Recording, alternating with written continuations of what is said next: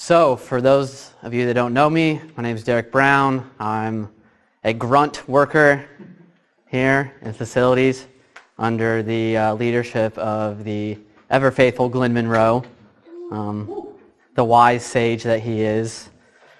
And today I'm going to be covering two topics. So we're first going to do heat-related illnesses, and then we're going to move on and we're going to do emergency preparedness during a campus-wide power failure. So the first one that we're going to do is heat-related illnesses. This will be the longer of the two, so bear with me. The second one we're going to have a little bit more fun with. But we'll go ahead and get started on heat-related illnesses. So, heat kills by pushing the human body beyond its limits. In extreme heat and high humidity, evaporation is slowed and the body must work extra hard to maintain a normal temperature. Most heat disorders occur because the victim has been overexposed to heat or has overexercised for his or her age and physical condition. Older adults, young children, and those who are sick or overweight are more likely to succumb to extreme heat. Since 1979, they found that there have been over 7,000 deaths caused by heat-related illnesses. So it's something that is serious. If anyone's lived in Dallas through one summer, I think you realize it gets hot here.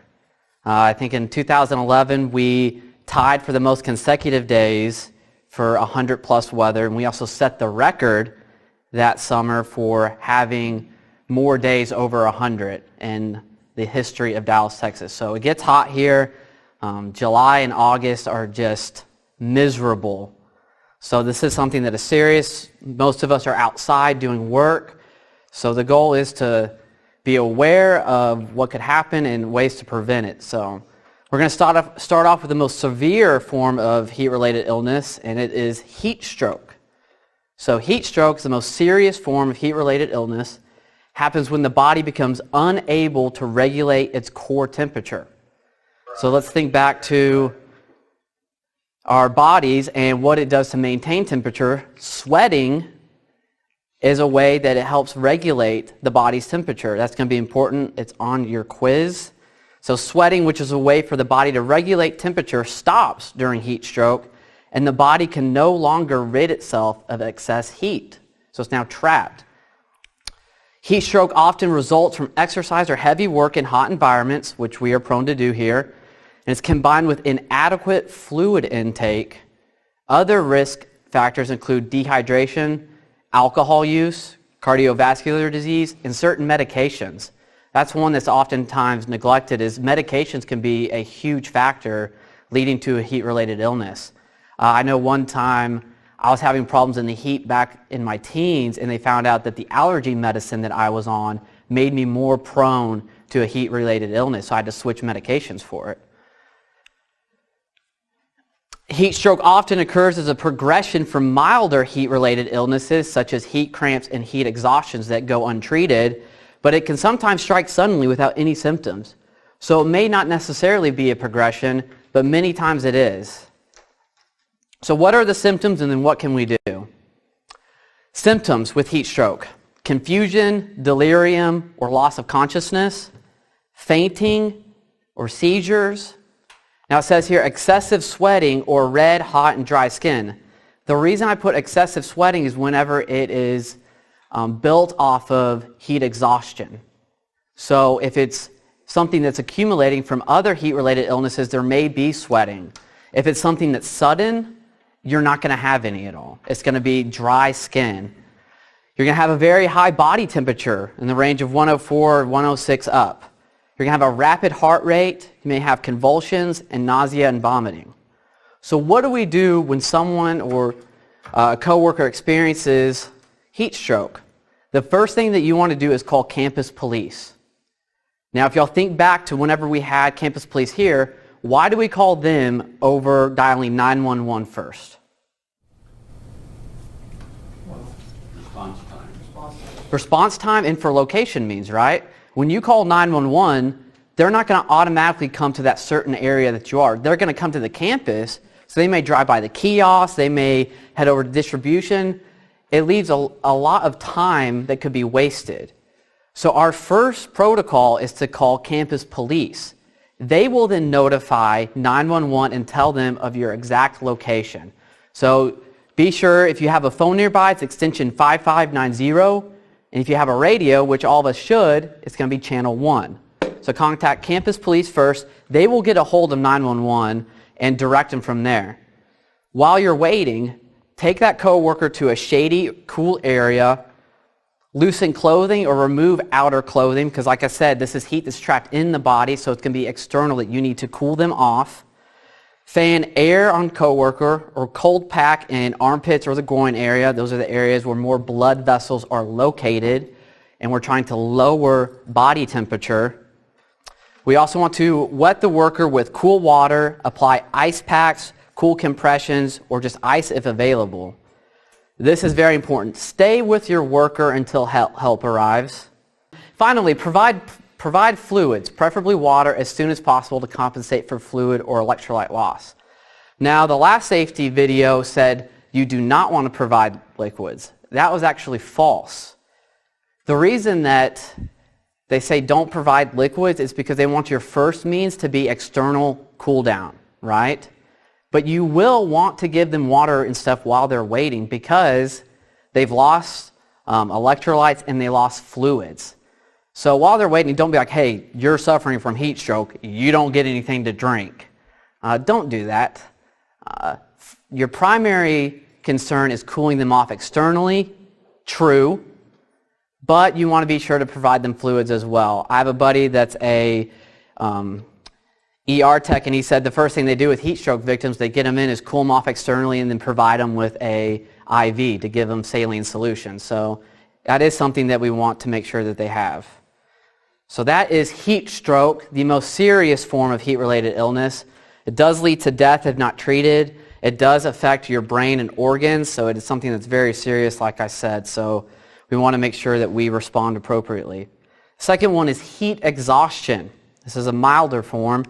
It's the body's response to loss of water and salt from heavy sweating. Like I said, it's a milder form of heat-related illness that develop after several days of exposure to high temps and inadequate or imbalanced replacement of fluids. If not treated properly, this can lead to heat stroke. So what are the symptoms of heat exhaustion?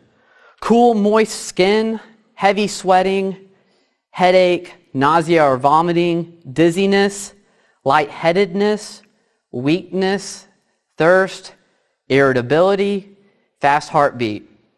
You notice a lot of these did share similarities with heat stroke, and that's because, like I said, many times heat stroke will build off of heat exhaustion. So if you have a worker that is having these symptoms, what should you do? Have the worker sit or lie down in a cool, shady area. Give the worker plenty of water or electrolytes, not soda or beer or coffee or tea. If you're giving them beer, I question your intelligence to begin with. Don't do that. It's only going to make the situation worse. Then you also want to cool the worker with cold compresses and ice packs. Then take the worker to a clinic or emergency room for medical evaluation or treatment within 60 minutes just to be sure they don't have heat stroke. Like I said, they tend to share a lot of similarities, so it's just best to take them, make sure they get somewhere so they can be evaluated properly. Like I said, good recovery is going to help you in the long run so it doesn't keep building to something worse. Also, do not return to work that day. I'm sure if you're Glenn Monroe, you would probably just go straight back to work because he's a machine. But us mere mortals, take the rest of the day off, recoup, recover. That is heat exhaustion. Now we have heat cramps. Heat cramps are caused by the loss of body salts and fluid during sweating. Low salt levels in muscles cause painful cramps. These tired muscles, those used for performing the work, are usually the ones most affected by cramps. Cramps may occur during or even after working hours. If anyone's played sports, I think you've experienced muscle cramps before. It just tightens up and it's really painful and you just hate existence for those 20 to 30 seconds. So what are the symptoms in first aid? Symptoms: muscle spasms, extreme pain, and it's usually in the abdomen, arms, or legs because those are the areas most likely doing the work, right? So what do? Have a worker sit or lie down in a cool, shady area. I don't know if y'all are catching a trend. Give the worker plenty of water or electrolytes, like I said, not soda or beer, etc. Wait a few hours before allowing the worker to return to strenuous work. So it's not something you necessarily have to go home for, but make sure you wait a few hours. The reason you want to wait is so that the liquids that you have taken in can actually be absorbed by the body through the cells and stuff, and you don't have more cramps. Then have the worker seek medical attention if for some reason these cramps don't go away. Prevention. So how can we prevent these 3 heat-related illnesses? If you are unaccustomed to being out in the heat, gradually increase exposure over a 5-day period. Begin with 50% of the normal workload and time spent in the hot environment, and then gradually build up to 100% by the 5th day. New workers or those returning from absence of 2 weeks or more should have a 5-day adjustment period. This is actually off of OSHA. And the reason behind it is, let's say you're a guy that sits at a desk 8 to 5 every single day. All of a sudden it's July here in Dallas, 100 and plus humid weather. Probably not the wisest decision to spend the next 8 hours outside lifting rocks, right? I think it's pretty common sense. You need time for your body to acclimate to the temperature, to the weather that's going on, and this is the reason for the progression into the heat.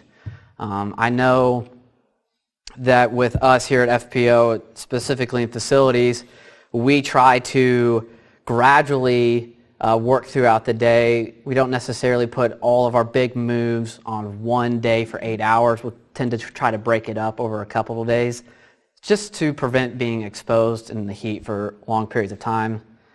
Also, frequently drink small amounts of water before you become thirsty to maintain good hydration. As many of y'all noticed, the major cause for all of these were lack of proper hydration, right? So when you don't drink the proper amount of water, when you're not properly hydrated, if you're, say, someone addicted to Dr. Pepper, and that's all you drink, you're not setting yourself up well to be out in the heat, right? So during moderate activity in moderately hot conditions, they recommend at least 1 pint, or that's 16 ounces for us Americans, of water per hour is needed. Workers should drink about 6 ounces or a medium-sized glass full every 15 minutes, never exceed 12 quarts in a 24-hour period. For you math people, that would basically be 24 pints. I'll let you do the ounce math. That's a lot of water that you'd have to exceed. Here's the fun fact of the day, though. Urine should be clear or lightly colored. Dark colored urine is a sign of dehydration. So if you're on your break and you happen to know, like, hey, the urine color is not light or clear, it might be a sign you should be drinking some water. So you can share that at your next Thanksgiving. I'm sure people will appreciate it. Also, monitor the weather and try to schedule work during the cooler parts of the day. Like I said, in facilities, I know we work real hard to schedule things in the morning, obviously the cooler part of the day. So I know if we have a lot of heavy lifting to do in the morning, like office furniture and stuff, and we're going to be hauling it across campus, we try to do it right at 8 a.m. to knock it out. We don't want to be out there at the 2 to 4 period lifting that heavy stuff when it's a lot hotter. So be sure to take scheduled breaks and get into a cooler environment. And also try to eat a balanced diet and get 6 to 8 hours of sleep. That's pretty much standard for everything in life, right? Stress, weight loss. The better you eat, the better sleep you get, the better you're going to be health-wise in the long run. So those are prevention for the top 3 heat-related illnesses. Now we're going to cover 2 minor forms, which are heat rash and sunburn. So heat rash. Heat rash is also known as prickly heat. It's skin irritation caused by sweat that does not evaporate from the skin. So heat rash is the most common problem in hot work environments.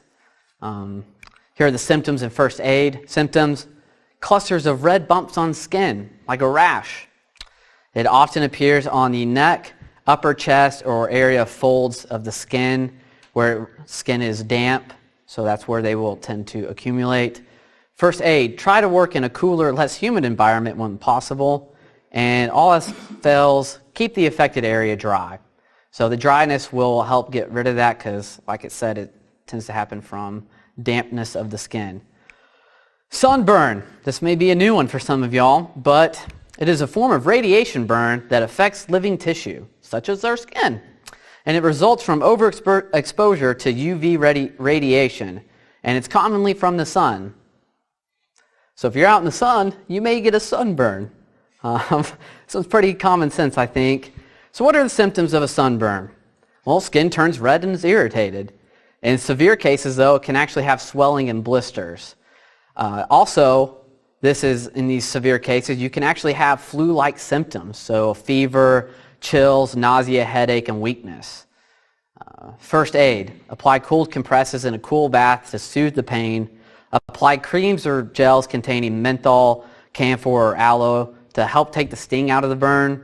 If severe, don't break the blisters. And if you have the flu-like symptoms, drink plenty of fluids, and if after a few days it doesn't go away, seek medical attention. So there are your two minor ones. So how do we prevent heat rash and sunburns? For heat rash, dry your skin thoroughly and wear lightweight, loose-fitting clothes. For sunburns, wear the right clothing, a broad-rimmed hat, a long-sleeved shirt and pants, UV-blocking sunglasses, and use sunscreen, SPF of at least 30. So if you do those things, you should be good to prevent heat rash and sunburn.